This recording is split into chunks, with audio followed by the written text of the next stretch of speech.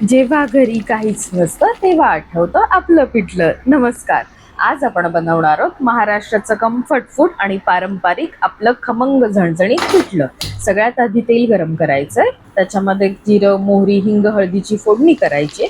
नंतर ठेचलेला लसूण, कढीपत्ता, मिरची आणि कांदा टाकायचा आहे. चांगलं परतून घ्यायचंय. नंतर त्याच्यामध्ये बेसन टाकायचंय आणि 2 ते 3 मिनिटं बारीक गॅसवरती भाजून घ्यायचंय. बेसन भाजल्यामुळे आपलं पिठलं खमंग होतं. नाहीतर बेसन कच्च्या डाळीपासून बनवतात तर ती कच्ची चव राहते. त्याच्यानंतर त्याच्यामध्ये गरम पाणी टाकायचंय आणि ढवळून घ्यायचंय, म्हणजे आपल्या गुठळ्या चांगल्या मोडतात. आणि पिठलं आपल्याला सतत ढवळायचं, नाही तर गुठळ्या तशाच राहतात. नंतर चवीनुसार मीठ टाकायचं, एक छोटं कोकम टाकायचं आणि पिठलं चांगलं रटरटू द्यायचंय. वरतून कोथिंबीर टाकायची आणि आपलं मस्त खमंग झणझणीत पिठलं तयार आहे. भाकरी किंवा भातासोबत सर्व करायचंय.